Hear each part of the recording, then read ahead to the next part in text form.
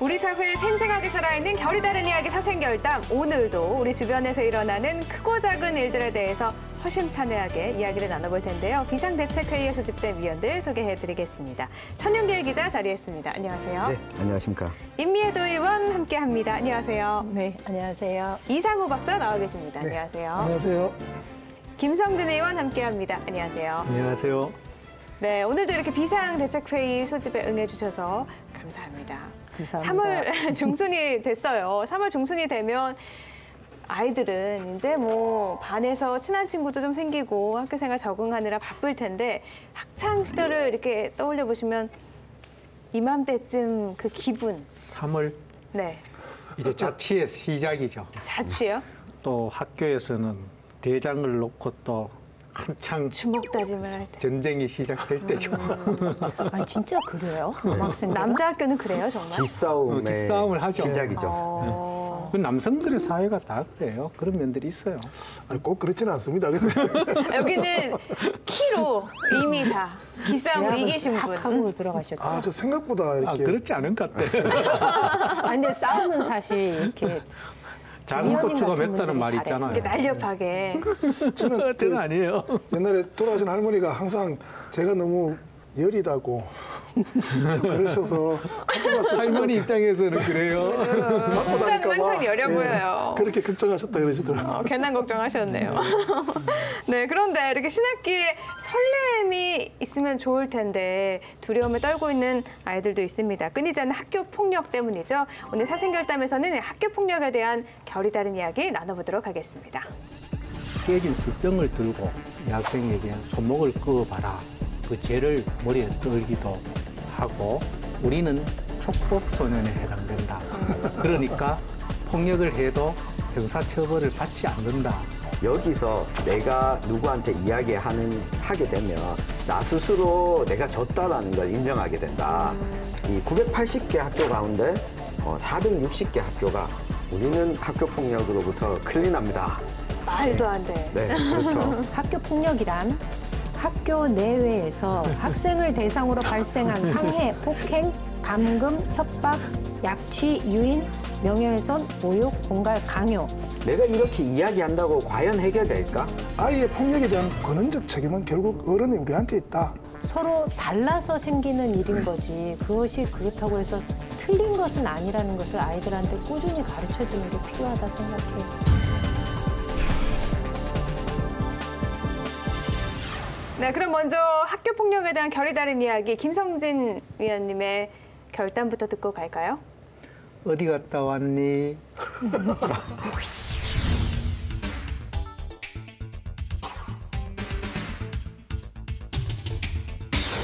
지금 생각하고 있어요. 어디 갔다 왔지? 어떻게 대답해야 되지? 이렇게 그러니까요. 말하면 듣는 사람에 따라서는 아 정말 날 걱정하는구나 할 수도 있지만 때로는 듣는 사람에 따라서는 이제 정말 또 새로운 폭력이 시작되는 시간이구나 이렇게 할 수도 있죠. 되게 무서운 어쩌면 말이네요. 너무 무서운 말일 수도 있죠. 예. 갑자기 이게 밑에 자막이 약간 이렇게 피 흘리는 모습이 저도 지금 나올 것 생각했어요. 같은데요. 음악도 막 빵빵빵 이런 거 나가고 어디 갔다 왔니? 이럴 것 같은데요.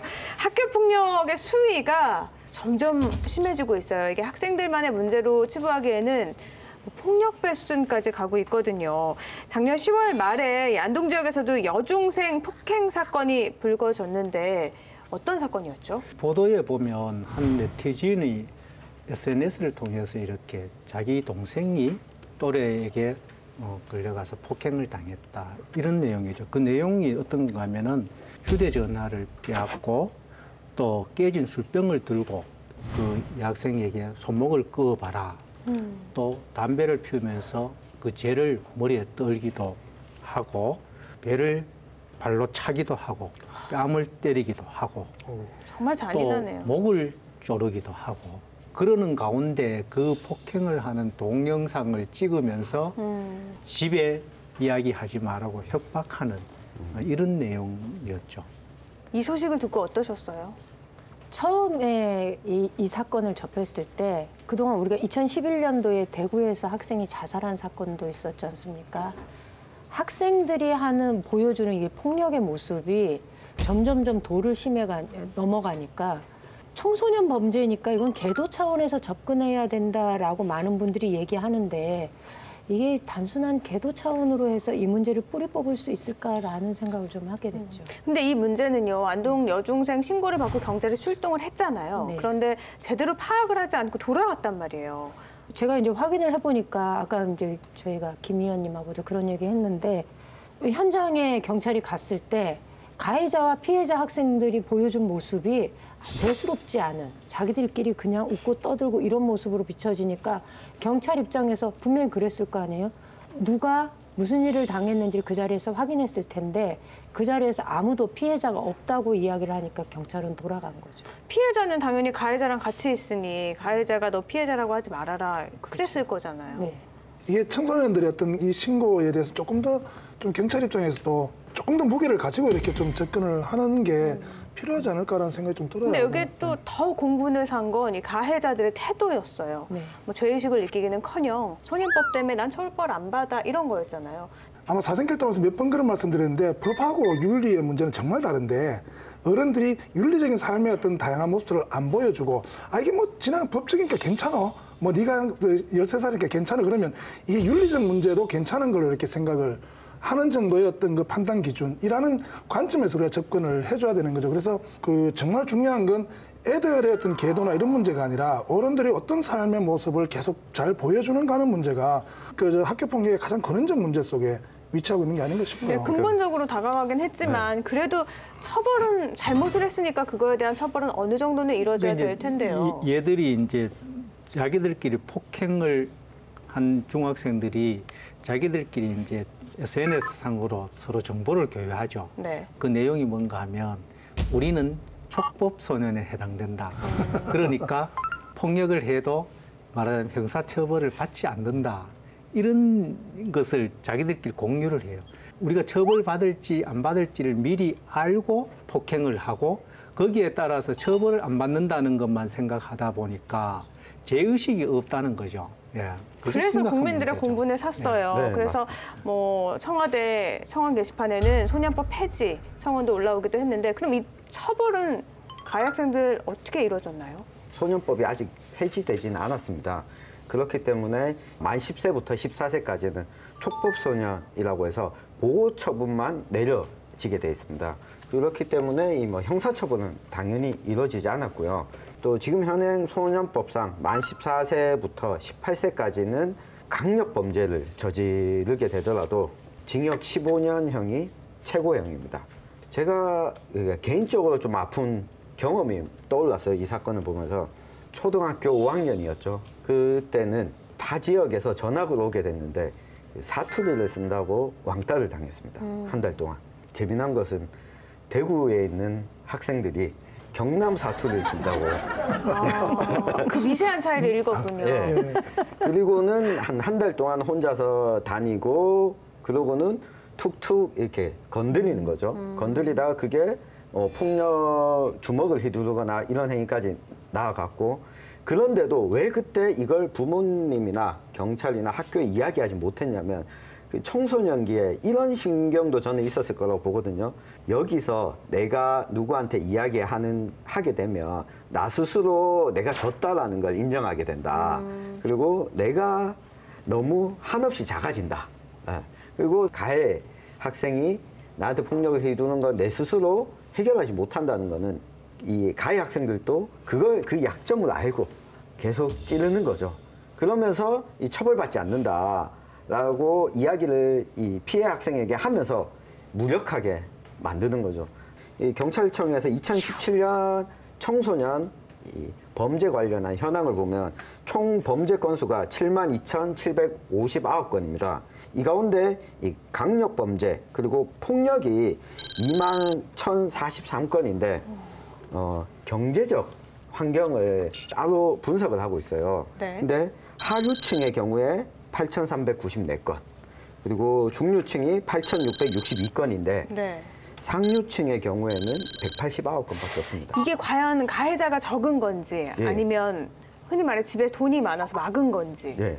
알 수 근데 없는 거잖아요. 저도 떠올려 보면 이 피해를 받았다가 또 가해를 행했을 때 집에 아침부터 저녁에 잠들 때까지 부모님이 계신 적이 없습니다. 그 시간 동안은 또래 집단에서 생활하고 자라야 되기 때문에 이 안에서 내가 힘을 길러서 인정을 받아야 되겠다는 욕구, 그리고 지지 말아야 되겠다는 욕구들이 훨씬 더 강하게 나오지 않나. 이런 걸 한편 추측해 볼 수 있는 통계가 아닌가.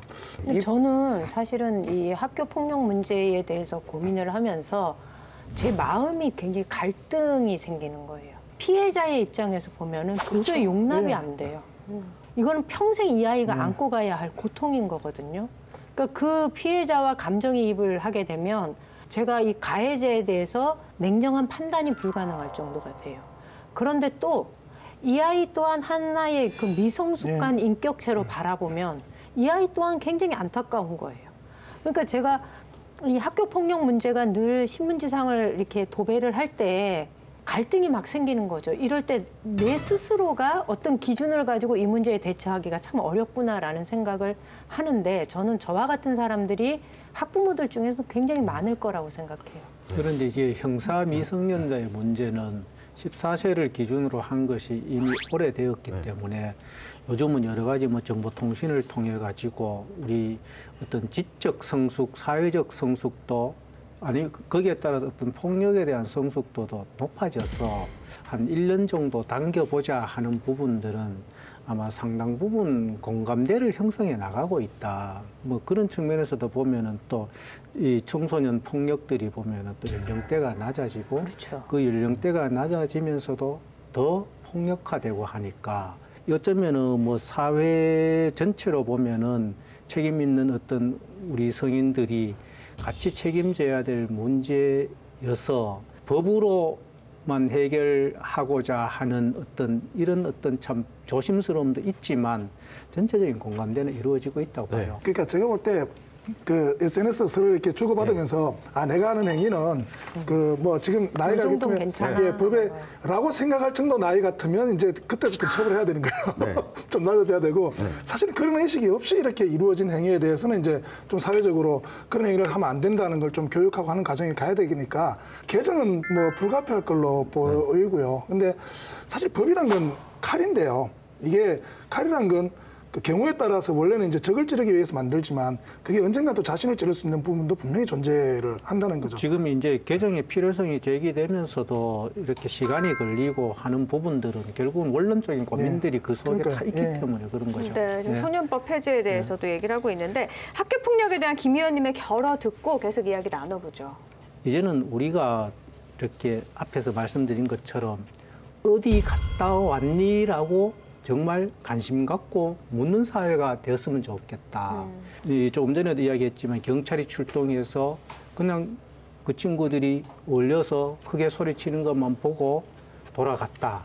어쩌면 한 명 한 명의 어떤 그 태도나 눈빛까지도 봤다면 조금 간과하지 않을 수도 있었지 않겠느냐 이런 생각을 할 때 이제는 정말 관심을 가지고 한번 우리 청소년들을 집중적으로 보는 사회가 됐으면 좋겠어요. 네, 학교 폭력 이런 흉악한 사건들이 나면 그때는 반짝 관심을 기울이다가 또 어느 순간 잠잠해지잖아요. 네. 이러지 말고 좀 근본적으로도 다가가서 이런 문제가 해결이 됐으면 좋겠는데 천 의원님의 결담 이어가 볼까요?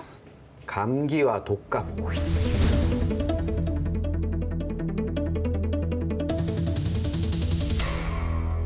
네, 저는 이야기를 드리고 싶은 게 이 학교 폭력 문제가 좀 층위를 달리해서 구분해서 이야기를 해야 된다. 하나는 드러나는 현상을 어떻게 해결할 것인가, 피해자의 입장에서, 그리고 가해자의 교화라는 측면에서 어떻게 해결할 건가 또 고민해야겠지만, 또 한 측면에서는 사회가 폭력적인데 어떻게 학생들에게 너네만 폭력을 하지 마라 라고 이야기할 수 있느냐라는 측면과 두 가지를 좀 감기와 독감을 분리해놓고 살펴볼 필요가 있다 이야기를 드립니다. 사실 지금 우리 사회가 그 학교 폭력이 굉장히 문제시되는 건 정말로 많이 일어나고 있기도 하겠지만, 어떻게 보면 1970년대, 80년대에는 사실은 폭력이라 별로 생각하지 않았던 것들이 지금은 다 폭력의 범죄수에 들어가는 것들도 굉장히 많거든요. 어떤 게 있을까요? 정말 많았었어요. 저도 뭐 그 중고등학교 다니면서 워낙 많이 맞고 다녔는데, 뭐 돈도 뺏겨보고 해봤는데 사실은 그중에 이제 범죄로 이어질 수 있는 것과 그렇지 않은 것 사이가 굉장히 많았을 거예요. 뭐 당연히 10분 그 휴식 시간에 서로 치고받고 싸우는 경우도 워낙 많았었고 제가 이렇게 동아리 활동 같은 걸 하다 보면 제가 꼴에 시문학 서클이 있었습니다. 그래서 시문학 서클이 있었는데 왜요? 어울려요. 예, 근데 지금도 이제 금호강가에서 이렇게 전부 다 엎드려 뻗쳐서 이렇게 맞고 했던 이런 기억들이 차분하게 시를 공부하는 데에서 엎드려 뻗쳐 한다고요? 근데 그런 것들이 사실은 굉장히 좀 그 비일비재하게 그건 뭐냐면 어쨌든 학생들이 학교 들어오면 그 교련 선생님이나 이런 분들이 이제 학생들을 효율적으로 잘 통제하는 방법이 굉장히 강력한 그 폭력으로 이렇게 돌아왔었고요.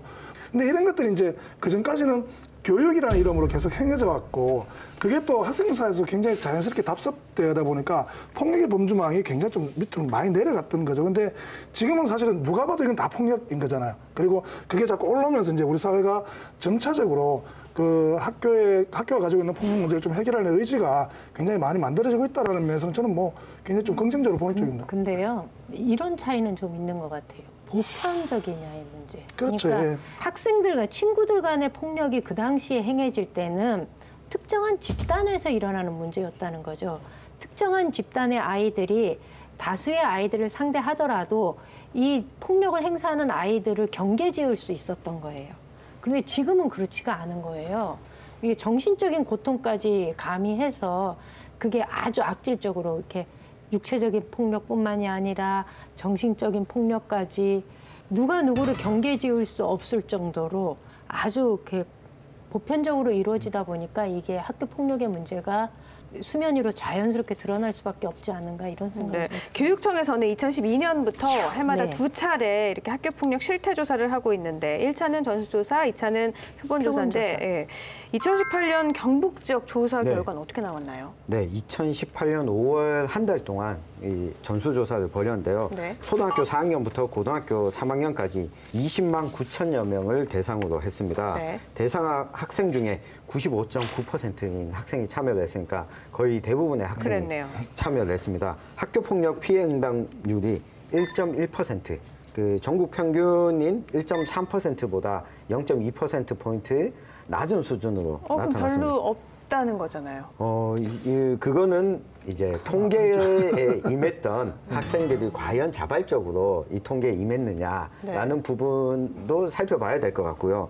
학교별로 보면 초등학생이 2.6%로 가장 많이 나타났고 중학생이 0.5%, 고등학생이 0.2%가 나타났습니다. 이 가운데 이 980개 학교 가운데 460개 학교가 우리는 학교폭력으로부터 클린합니다.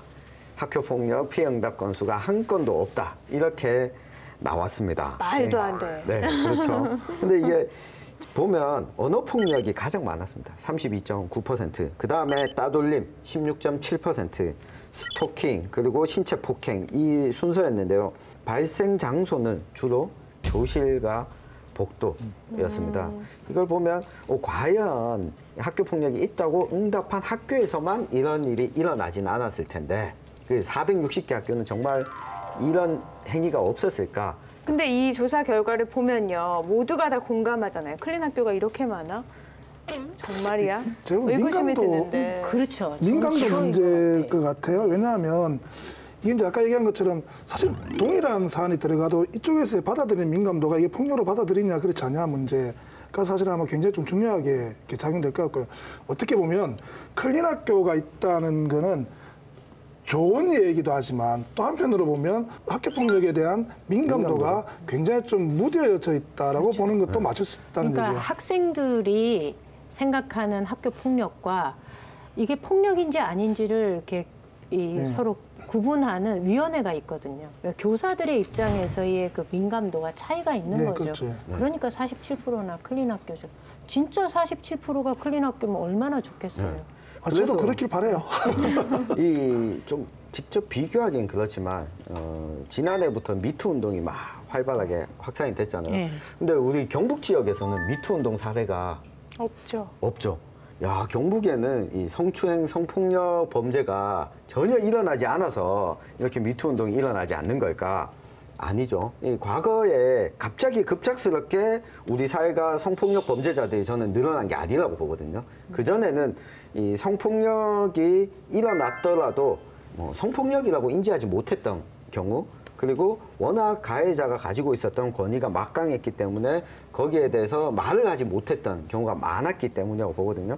이 학교폭력도 비슷한 측면에서 좀 바라볼 필요가 있다. 이 민감도의 차이, 그리고 이 문제를 해결하는 과정에 대한 신뢰도가 없기 때문에 이야기를 못할 수도 있다. 지금 민감도 계속 얘기하시는데 그러면 학교 폭력이라는 게 어디부터가 학교 폭력인지 이것도 한번 생각을 해봐야 될 것 같거든요. 그게 아까 규정 짓기가 되게 어려운 거예요. 그 선상에 이게 근데 확실하게 아니, 구분되는 이게 건 있죠. 규정은 있어요. 학교폭력 예방법 제2조 1호에 보면요.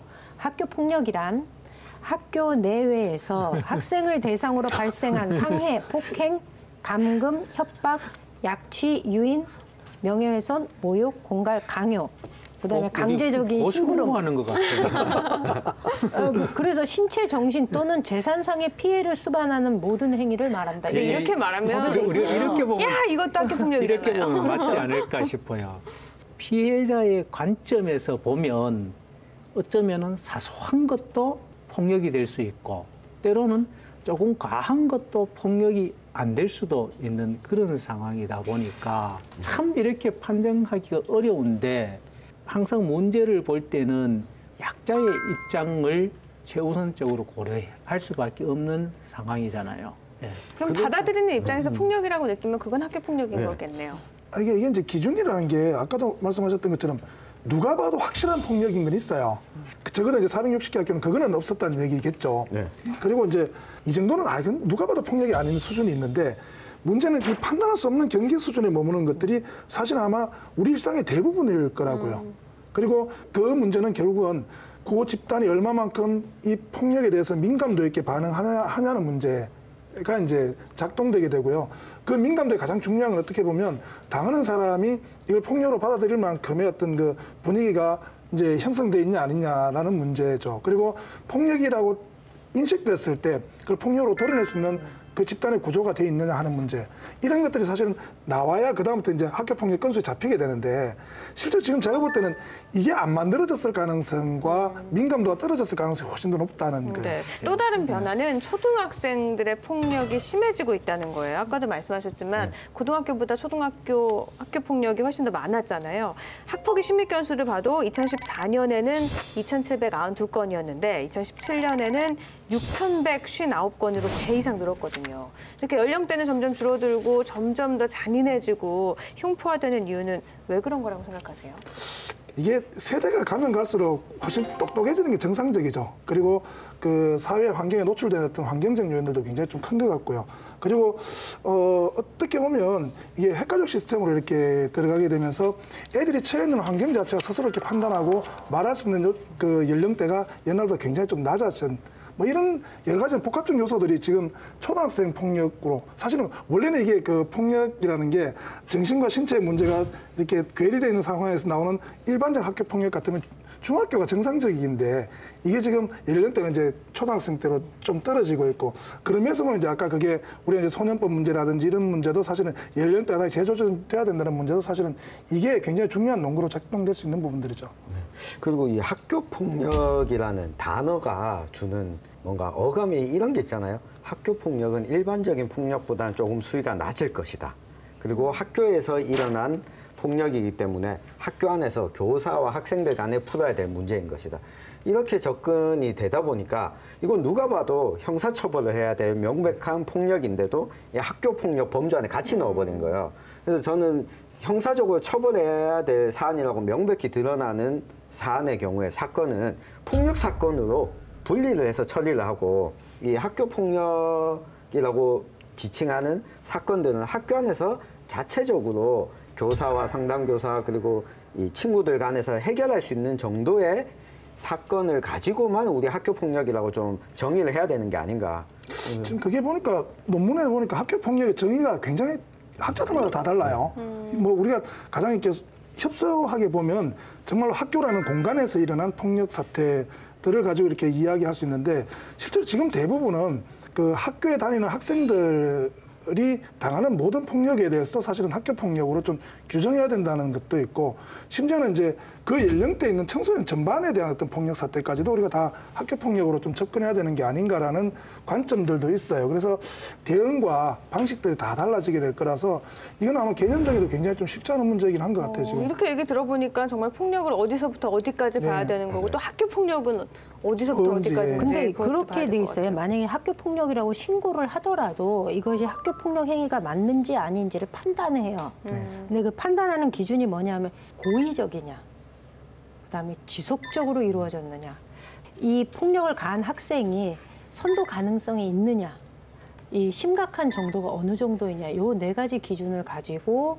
이것의 학교 폭력인지 아닌지 여부를 가늠하거든요. 좀 추상적인 것 같은데요. 이제 이거는 가해자와 피해자를 상담을 통해서 이렇게 어느 한쪽의 일방적인 주장만 듣고서 하는 건 아니고요. 충분하게 이야기를 듣고서 이것을 결정을 하는데, 그 과정에서 학교 입장에서는 이게 사실은 교장의 이 인사발령에도 이 연관이 돼 있고 교사의 인사권에도 문제가 있고 영향을 미치고 이러다 보니까 학교는 되도록이면 이것을 좀 은폐하려고 하고 축소하려고 하는 경향이 좀 있는 거죠. 그러니까 문제가 자꾸 지속적으로 이렇게 발생하게 되는 거고. 네, 그럼 학교 폭력에 대한 천 의원님의 결어 들어볼까요? 네, 이 사회적으로 발명되는 폭력, 사회적으로 좀 풀어야 한다. 아까 감기와 독감을 좀 구분하자고 이야기를 드렸잖아요. 이 발리바르라는 철학자가 이렇게 이야기를 합니다. 정의의 발전이 귀중한 시사점이 되긴 한다. 법률로 제한하는 게. 그러나 이 폭력 자체가 무차별적인 비난의 대상이 될 수는 없다. 비난하는 게 부질없는 짓이라는 거죠. 이 상이한 형태를 띠는 폭력이 인간의 경험에 속하는 동시에 인간의 역사에 속한다. 그러니까 그래서 이 고민을 우리가 좀 근본적으로 해봐야 될 때가 아닌가 싶습니다. 인간의 역사에 속한다. 학교 폭력에 대한 임 의원님의 결단도 듣고 계속 이야기 나눠보죠.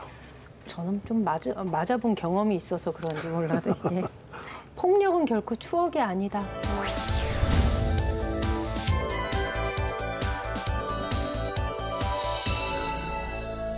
선생님한테 다 같이 맞은 거는 그 상처가 계속 그렇죠. 크다는. 그것도 고3 때 맞았어요. 고3 때 저희 학교는 이제 새로운 신흥 명문고로 부상을 하려고 교장 선생님 이하 담임 선생님들이 매일 시험을 봤거든요.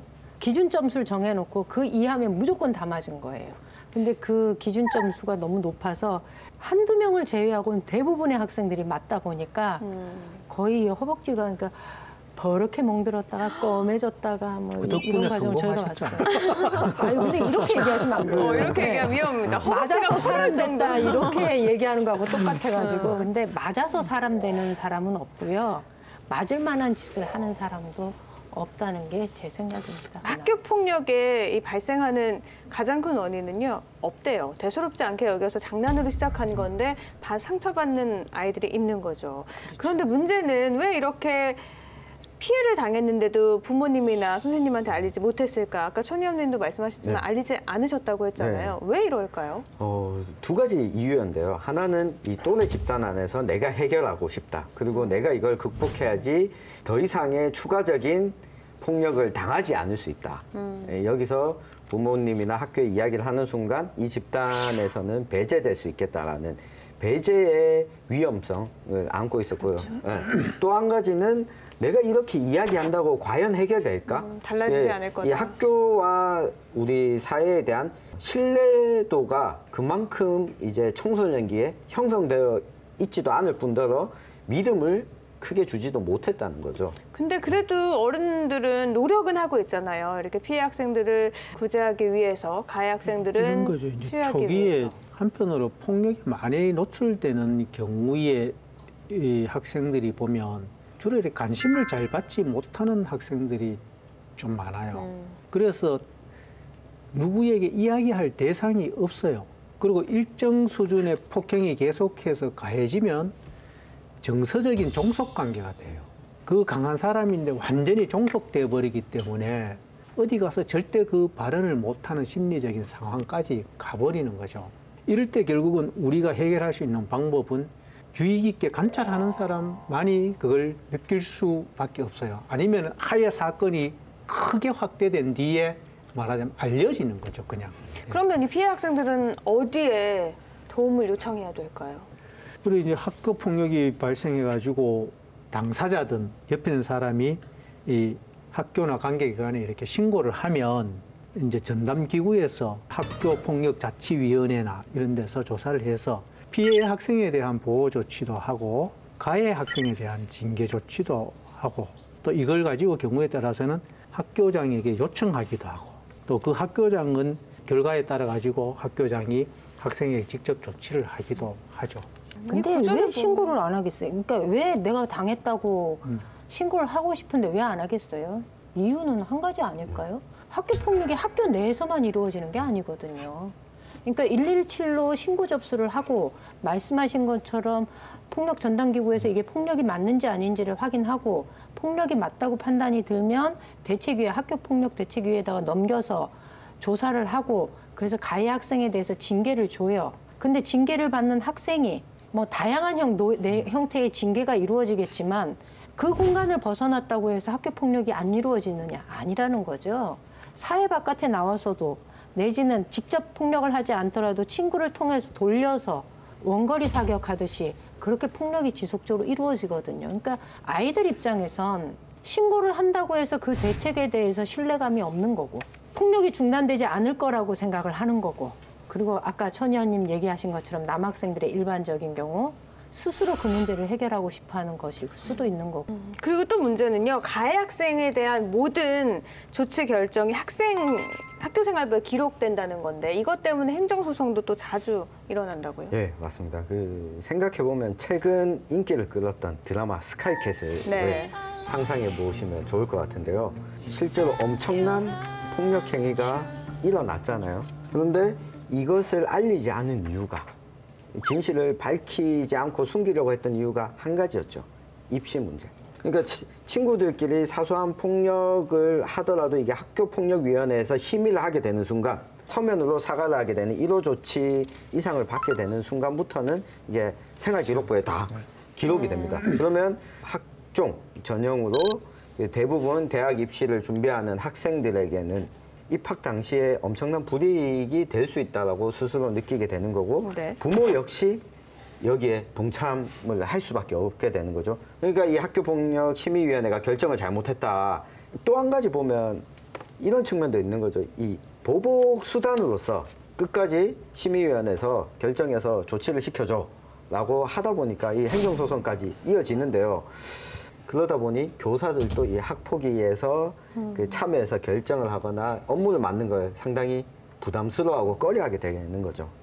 제가 사실은 이 학교 폭력과 관련돼서 저한테 얼마 전에 메일이 한 통 온 게 있어요. 아주 장문의 메일이었는데, 그러니까 이분은 둘째 아이가 아주 심각한 학교 폭력에 시달렸고 그 기간이 너무나 길었던 거예요. 1년이 넘는 동안 피해를 당하는 동안 엄마가 그것을 알지 못했다는 것에 대한 자괴감이 너무나 컸고 그래서 지금이라도 이 아이의 문제에 대해서 이렇게 적극적으로 대처하면서 내 아이뿐만의 문제가 아니다. 이거는 모든 아이들의 문제다라는 생각이 들어서 이제 레스큐라고 하는 단체를 구성하고 그 단체에서 이렇게 활동을 하시는데요. 그분이 이런 메일 중에 이런 내용이 있어요. 학교 폭력은 명백한 형사 사건입니다. 그리고 형법이 적용돼야 합니다. 그런데 학교폭력 예방 및 대책에 관한 법률을 제정하고 학교폭력 대책 자치위원회 등 이런 제도는 있지만 이거는 있으나마나한 말장난입니다. 학교폭력으로 교사와 공무원은 어떤 형사처벌을 받은 판례가 전무할 정도입니다. 학교폭력으로 인해서 교사들이 처벌받는 경우는 전혀 없다는 거죠. 그러니 교사가 교실 내에서 학교 안에서 벌어지는 폭력에 대해서 책임감을 갖고서 해결하려고 한다는 그런 의지가 전혀 보이지 않는다는 것이 학부모 입장에서 피해자 학부모 입장에서 그렇게 느끼는 거예요. 그러니까 학교를 신뢰하지 않는 거고 천 의원님 얘기처럼 형사소송까지 가는 거죠. 근데 한편으로 교사도 또 교육청과 행정당국을 신뢰하지 않기 때문에 그 문제에 개입하려고 하지 않게 되는 거죠. 적극적으로. 이런 문제가 생기고 있어요. 일선 교사들 가운데 내가 우리 반이나 교실 안에서 일어난 이 학교폭력 문제를 좀 잘 해결해 보겠다고 이 학생도 만나고 가해 학생도 만나고 피해 학생도 만나고 뭐 이야기를 나누고 뭔가 이런 행위들을 하는데 이게 학교폭력 자치위원회에 넘기지 않고 진행을 하게 되면 나중에 이것이 왜 학폭위로 넘어가지 않고 교사가 무마시키려고 했냐. 이렇게 되면 교사에게 징계가 이루어지기 때문에 근데 이러지도 못하고 저러지도 못하고 이게 어떻게 하죠? 선생님도 힘드시겠어요. 그러니까 이 문제를 쭉 보면서 이거 어떻게 하면 그러다 보니까 좋을까? 다 이런 생각이 학폭위로 그냥 넘겨버리는 게 교사 입장에선 제일 속 편한 네, 속 편한 일이 되는 거죠. 근데 교육부가 전문성을 위해서 최근에 학교에 있던 학폭위를 교육지원청으로 이관을 했잖아요. 그리고 경미한 학교폭력 사안은 학교 생활기록부에 기재하지 않기로 했는데 이걸 두고 또 반대 의견들이 많아요. 맞아요. 처벌을 너무 완화하는 거 아니냐. 이거는 분명 기재가 돼야 되는데 이걸 또 악용할 거다. 이런 의견에 대해서는 어떻게 생각하세요? 모든 걸 다 학폭위로 넘기면서 실제로 교화나 순수하게 어떤 그 좀 가볍게 넘길 수 있는 문제마저도 이게 학폭위로 계속 넘어가는 과정에 대한 문제가 발생하다 보면 어느 정도의 어떤 수준에서 좀 교화하고 넘어갈 수 있는 사안들, 교육적인 어떤 수준에 충분히 할 수 있는 것들까지도 다 학폭위에서 이렇게 심의를 하는 문제가 발생하는 거예요. 그리고 그 심의하면 당연히 아까 얘기한 것처럼 이제 생활기록부에 남게 되고 이런 문제가 발생하니까 사실 일정 정도 어떤 교육의 역할이 들어갈 수 있는 부분에 대해서는 그 학교장 재량을 좀 줘야 되는 게 아닌가라는 의견들이 지금 나오면서 이제 학폭위 자체는 전문성을 위해서 좀 교육청으로 이관, 그다음에 학교 안에서 했던 문제는 굉장히 경미한 거는 학교 교장이, 그리고 이게 문제가 심각한 것 같은 경우는 이제 그 전문 학폭위로 좀 넘기는 이런 방식에 대한 논의가 요 근래 이제 몇몇 학자들이 계속 문제가 제기되고 논의가 되고 있는데 제가 봐도 사실은 전문성 영역이라고 보면 그게 맞을 것 같다는 판단은 좀 들어요. 다만 지금 가지고 있는 모든 문제를 원론적으로 부모들은 학교를 신뢰하지 않고 학교 선생님들은 교육청을 신뢰하지 않고 이 교육당국에 대한 신뢰도 자체가 없기 때문에 이런 문제가 지속적으로 발생을 하는 거죠, 사실은. 제가 얼마 전에 EBS에서 그 외국의 학교 폭력에 대한 조치들을 어떻게 하는지 프로그램을 한번 본 적이 있어요. 근데 거기에 인상 깊었던 것 중에 하나는 학교 폭력 가해자라고 이제 판정이 되면은요, 이 학생한테 사회복지사가 한 명 붙어요. 그래서 방과 후에 일정을 상담이든 아니면 봉사활동이든 이런 거를 늘 함께 해요. 그러니까 아이가 감정을 조절하는 것도 이제 그 과정에서 배우기도 하고요. 근데 우리나라는 지금 그런 제도는 아니거든요. 아이가 찾아가요. 그러니까 상담센터를 찾아가서 거기서 일정한 프로그램을 위센터를 통해서 프로그램을 받도록 되어 있는데 조금 더 적극적일 필요가 있다는 거죠.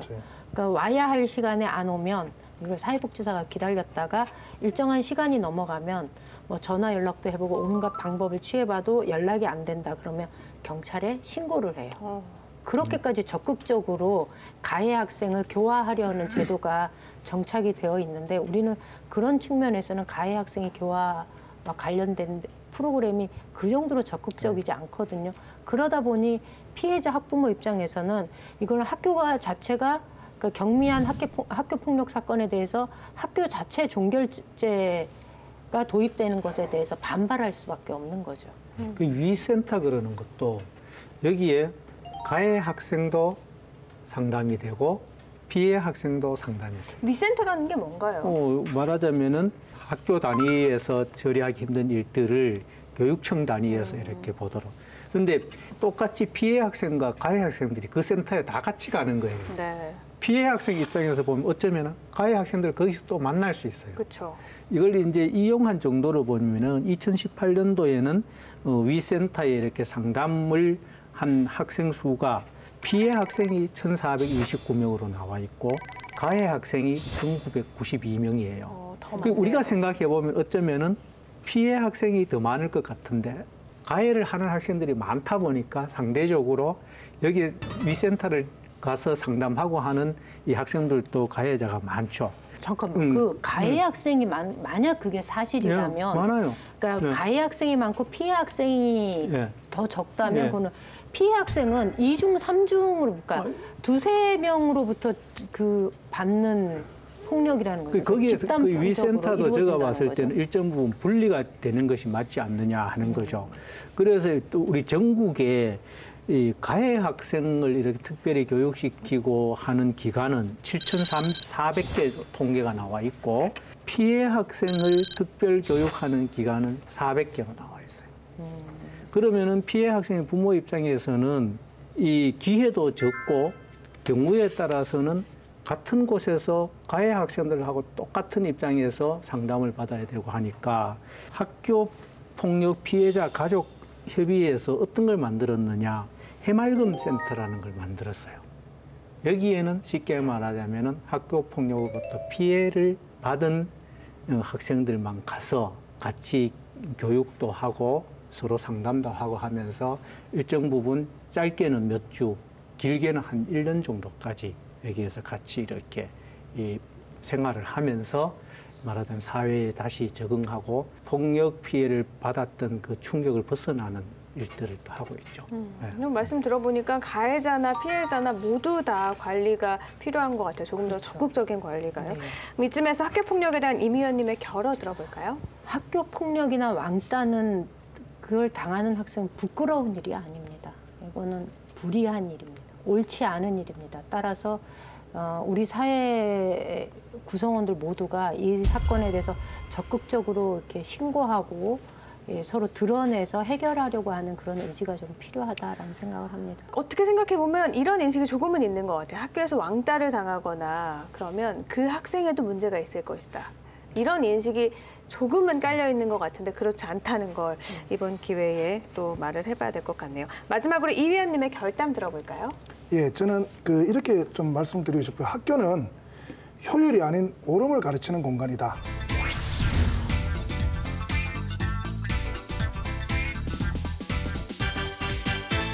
학교 폭력이라면 학교가 뭘 해야 될 건가에 대한 고민을 다시 해봐야 되는 문제라는 거죠. 지금까지 사실 우리 학교는 입시를 위한 학교로만 존재하고 그러다 보니까 당연히 학생들은 경쟁과 효율성만 계속 배워왔단 말이에요. 폭력이라는 게 어쩌면 위계 질서를 만들기 위한 가장 효율적인 방식이었고 우리에게는 이 효율이라는 게 너무 익숙해져 있는 거야. 그러다 보니까 다른 친구를 만나고 상대하는 방식에 있어서도 경쟁의 방식에서 가장 효율적인 방식을 여전히 답습해온 대로 이렇게 가져가는 방식이 어떻게 보면 이게 폭력이었던 거죠. 그래서 정말 학교에서는 효율을 가르치는 게 중요한 게 아니라 학생들에게 옳음이 뭔가를 가르치는 쪽으로 좀 학교 방향 전체가 좀 바뀌어야 되는데 이게 너무 원론적이라서 제가 말씀드리면서도 피식피식 웃는 분들 꽤 있을 것 같은데요. 아니 근데 갑자기 그 생각 났어요. 옛날에 반장을 담임 선생님이 지명했잖아요. 맞아요. 예, 제일 말 잘 듣게 생겼고 성적도 괜찮은 효율을 생각해요. 예, 그렇죠. 근데 제도와 학교를 부신해서 그런지 또 이런 서비스도 나왔더라고요. 삼촌 서비스, 삼촌 패키지. 저 이거 보고 이게 뭐야 하고 봤더니 문신 있는 삼촌들이 같이 등하교해주고 이게 정확히 어떤 건가요? 일종의 이제 보디가드를 좀 고용하는 거죠. 보디가드를 고용해서 이렇게 폭력으로부터 시달리지 않도록 학교 데려다주고 데리고 오고 뭐 부모가 자기가 그렇게 할 수가 없으니까 이제 돈으로 그런 사람을 고용해서 쓰는 방식인데 오죽하면 그럴까라는 생각도 좀 들고요. 이게 뭐냐면 결국은 자신의 아이를 제외한 나머지 아이들을 우리 애를 팰 수 있는 잠재적 범죄자로 바라보는 기본 시각이 좀 깔려 있는 거죠, 이게. 제가 학교 운영위원장을 하고 해보면 그죠. 우리 부모님들이 어떤 생각을 가지고 있느냐. 학교 와서 이야기하는 부모님들의 대부분은 오로지 내 아이만 이야기를 해요. 우리 공동의 아이들 이야기 안 해요. 또 이 아이들이 살아갈 지역의 공동체 문제에 대해서 이야기하지 않아요. 그렇기 때문에 조금 전에 말씀하신 것처럼 내 아이만 안전하면 되는 거죠. 근데 이게 한편으로 보면 굉장한 영향력을 발휘를 합니다. 제가 이렇게 초등학교 다닐 때 우리 1학년, 2학년 다닐 때 위로 형들 둘이서 말하자면 5학년, 6학년을 다니고 있었어요. 아무도 우리 또래들이 나를 괴롭히지를 못하잖아요. 그리고 심한 경우는 싸움 한번 하라고 우리 형이 시키기도 해요. 근데 상대는 벌써 내하고 싸울 수가 없어요. 얼마나 든든한 백그라운드를 갖고 있는데, 그죠? 실제로 수혜를 받으셨잖아요. 형들이 있어서 이거 그렇죠. 그러면 그런 일이 있어서는 안 되겠지만 자제분이 혹시 학교 폭력을 당했다. 그럼 이 삼촌 서비스를 고려해 보실 수 예를 들어 있으세요? 학교 폭력을 당해서 내 아이를 지키기 위해서라면은 능력이 된다면 부모들은 아마 대부분은 그렇게 하겠죠. 아니 근데 이런 경우는 있어요. 그러니까 뭐 제 남편의 경우 저희 시어머님이 그러시더라고요. 옛날엔 덩치가 작아서 내놓으면 맞을 것 같았다는 거예요. 그래서 같은 반 친구 중에 덩치가 제일 큰 친구한테 우원을 집어주면서 그러니까. 잘 데리고 놀아라 이랬다는 거죠. 제가 그 역할을 많이 했습니다. 근데 그러니까 이게 좀 변형된 형태긴 하지만 좀 그런 이게 있는 것 같아요. 오히려 제가 그 학교 폭력 피해자였다가 이 가해자로서의 마음을 품게 된 가장 큰 이유는 학교에서 선생님이 촌지를 요구하면서 그리고 이 촌지 요구에 응할 수 없었던 조건의 학생과 촌지 요구에 응할 수 있었던 조건의 학생과의 비교를 이렇게 시키면서 상대적으로 빈익빈 부익부 이 빈부격차를 아니 담임 선생님이 예. 빈부격차를 이게 좀 쉽게 느끼면서 얘기해야 돼. 예, 빈부격차를 느끼면서 저 돈 많은 집안 놈들은 무조건 내가 싸워서 이겨야 되겠구나. 그리고 쟤들은 괴롭혀도 될 대상이구나. 라고 하는 반항심을 막 불러일으키게 만들었어요.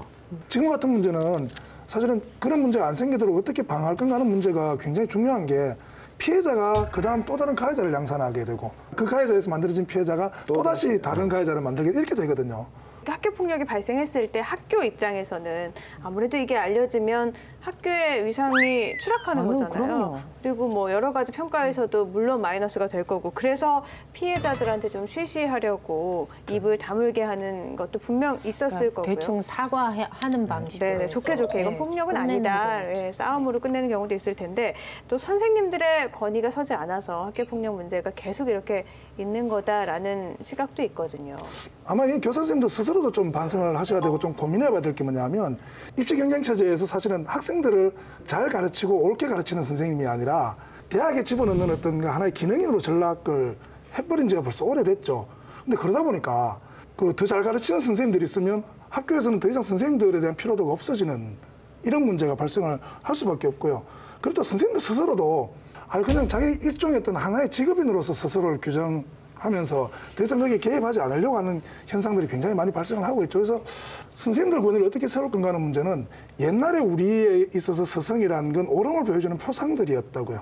그럼 지금도 그걸 회복하지 않는 한은 이 입시의 제도 속에서 선생님들은 여전히 기능인과 직업인으로 전락되는 순간 실제로 뭐 그거는 제가 볼 때는 회복하기 어려운 문제일 수는 있을 거예요. 물론 이런 선생님도 있지만 학교 폭력에 적극적으로 당연하죠. 나서서 예. 하시는 분들이 더 많으실 거예요. 그건 근데 당연하죠. 예. 여러 가지 선생님들도 한계가 있잖아요. 뭐 체벌도 전혀 못하는 상황이고 뭐라고 하면 아이들은 경찰에 신고한다고 이렇게 얘기하는 학생들도 많다고 하더라고요. 그러니까 선생님들도 참 어려운 입장이실 것 같긴 해요. 이제 선생님들 중에서는 똑같은 표준은 아니지만 어떤 경우가 있는가 하면은 정말 사명감을 가진 선생님들은 노트에다가 한 명 한 명의 이름을 적어요.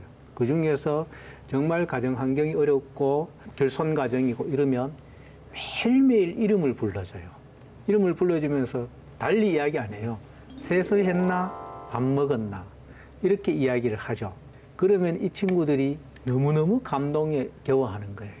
그렇게 하면은 이 친구들은 선생님으로 일단 보호를 받는다는 느낌을 받죠. 부모를 대신해서. 이런 선생님도 계셔요.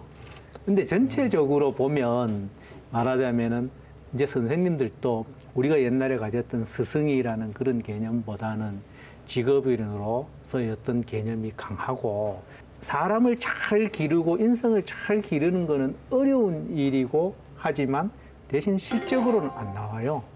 대신 성적으로는 실적이 나죠. 정말 이 객관적인 성취를 위해서는 인성을 잘 기르는 것이 별로 도움이 안 돼요. 상대적으로 개인이 취하는 선생님으로서 가져오는 만족도는 인성을 잘 하는 것이 낫겠죠. 크겠죠. 근데 그것도 꼬리에 꼬리를 좀 물고 가서 그 다음으로 넘어가면 왜 교사들이 이렇게 됐냐. 그 문제가 있죠. 예. 이 교사들이 지금은 특수 목적 대학이죠. 사범대학이나 교육대학에 입학하면 1학년 때부터 임용시험을 준비해야 준비하죠. 됩니다. 임용 경쟁률이 특정한 과의 경우에는 한 명도 한 해에 경북 지역에서 안 뽑을 때가 있고 이러다 보니까 어떻게 하면 합격할 수 있느냐. 이게 본인도 그렇게 이 학교에서 배우고 교사가 되는 거죠. 이렇게 만든 근본적인 부분들을 건드리지 않으면 왜 선생님 당신은 옳음을 가르치려고 하지 않습니까? 학생들에게 애정을 쏟지 않습니까? 아니 나한테 그렇게 가르쳐 놓고 그러니까 좀 교육의 문제는 사실 다른 많은 문제들이랑 엮여있기 때문에 그렇죠. 한 가지로 풀 수는 없다. 근데 학교 폭력을 예방하기 위해서 사실 많은 노력을 기울이고 있잖아요. 분명 네. 성공한 사례도 있고 모범적인 사례도 있을 텐데 어떤 네. 게 있을까요? 저는 그 경북교육청에서 지난해부터 여러 가지 정책들을 새롭게 시행하고 있는데 그중에서 이 학교 폭력을 예방하기 위한 직접적인 정책이 모범적이라고 보는데요. 하나는 이제 지난해 11월부터 온라인으로 이 학교 폭력 사례를 접수를 받는 거죠. 그렇게 되면 면대면으로 이야기하지 않아도 되고 당장 내가 누구한테 이야기했는지가 알려지지 않게 되는 거죠. 근데 온라인으로 접수를 하더라도 학교에 계시는 선생님한테 접수를 하게 되면 이게 금방 이야기가 셀 수가 있는데 교육청 차원에서 이걸 뭐 총괄해서 한번 진행을 해보겠다. 요것도 괜찮은 정책이다. 그리고 또 한 가지는 이 전국에서 좀 최초로 교육부와 협의해서 진행을 하려고 하고 있는데 이 경북에 있는 산림자원을 활용해서 학교폭력 피해자와 가해자들이 좀 산속에서 치유할 수 있는 프로그램 센터를 운영하겠다. 이것도 좀 오래 지켜봐야 될 것 같습니다. 그리고 또 한 가지는 작은 학교 살리겠다고 시행한 정책이긴 한데 도시에서 농촌 학교로 전학을 가는 것이 위장 전입이 안 되도록 경북교육청에서 바꿨는데 이게 그 학교 폭력 가해 학생과 피해 학생이 생기고 나면 사실 공간 분리의 문제가 중요한데 이 부분에 있어서도 좀 효율적으로 활용할 수 있지 않을까라는 기대를 가지고 있습니다. 그러면 농촌에서 도시로 간 학교로 옮기면 위장 전입이 되고 네. 도시에서 이렇게 네. 보면 그러니까- 위장 작은 학교 살리기 네. 위해서 그런 것도 있겠네요. 마무리로 그럼 이 의원님의 결어 들어볼까요?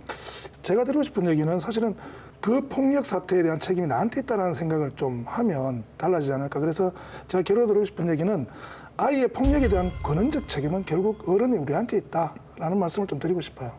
긴 시간까지 이렇게 이야기를 나눠봐도 사실 학교 폭력에 뾰족한 해법은 없는 게 사실이에요. 네. 그래도 저희가 이렇게 비상대책회의를 소집해서 이렇게 비상대책회의를 진행하고 있으니까요. 하나씩 해법을 한번 찾아볼까요? 저는 해법이 있습니다. 어떤 건가요? 제가 그 큰아이가 그 딸입니다. 이 아이가 태어나서 크는 걸 바라볼 때는 여성으로서 우리 사회에 살아가는 게 얼마나 힘들까, 어떻게 지켜줘야 될까 이 생각을 하다가 둘째 아이가 태어났는데 아들입니다. 그때부터 생각이 바뀌기 시작했는데요.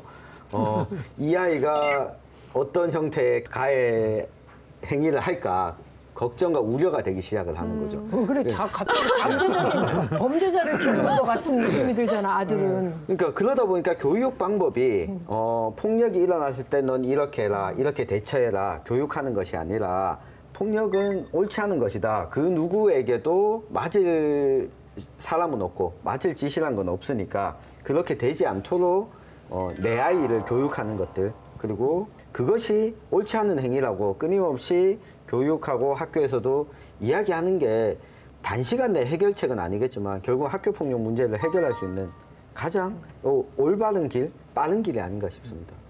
사실 저도 우리 큰애가 지금 중학교 2학년인데 키가 저만한 거예요. 그래서 맨날 제가 우리 애보고 하는 얘기가 네가 때리면 살인이야. 그래서 어떤 경우든 차라리 니는 맞을 때가 많아서 맞기가 좋을 거야 라고 제가 얘기를 해주는데요. 이거 웃어야 되나요? 그러니까 그게 어쨌든 집안에서 그런 식의 어떤 그 부모의 교육, 이게 어떻게 보면 가장 중요한 부분들을 차지하고 그걸 해결할 수 있는 방법이 아닌가 싶어요. 멀지만 하나하나. 그러니까 저도 그런 생각하거든요. 예방 교육만큼 중요한 게 없다 이 생각하는데 좀 서로가 다르다는 것을 인정해주는 교육이 필요하다는 거죠. 다름을 가르치는 것, 그것이 학교에서뿐만이 아니라 가정에서도 서로 달라서 생기는 일인 거지. 그것이 그렇다고 해서 틀린 것은 아니라는 것을 아이들한테 꾸준히 가르쳐주는 게 필요하다 생각해요. 이 처방에 대한 부분들은 이미 다 알려져 있죠. 그치. 예. 그런데 무엇보다도 제가 봤을 때는 가정에서 첫째 출발한다. 성장해가는 과정에서 그 친구들이 소중하다. 바르게 사는 것이 정말 중요하다. 이 말들을 간혹 한 번씩만 해줘도 우리 어린 친구들은 충분히 폭력하지 않는 학생으로 또 같이 어울리는 학생으로 성장하겠다. 이런 희망을 계속 가져야 될 것 같아요. 네, 이렇게 예. 부모님의 관심이 굉장히 중요한 것 같은데 혹시 부모님의 관심을 받지 못하는 환경에 있는 아이들은 나라나 지자체에서도 관심을 기울여서 예방이 됐으면 좋겠습니다. 탁상 공론. 어른들의 책상에만 있으면 아이들을 보호할 수 없습니다. 끊임없이 관심을 가지고 아이들이 손 내밀 때 그 손을 잡아줘야겠죠. 든든한 학교와 또 사회가 나서야 할 때인 것 같습니다. 아이들의 뒤를 지키는 파수꾼 역할에 저희 사생결담도 함께하겠습니다.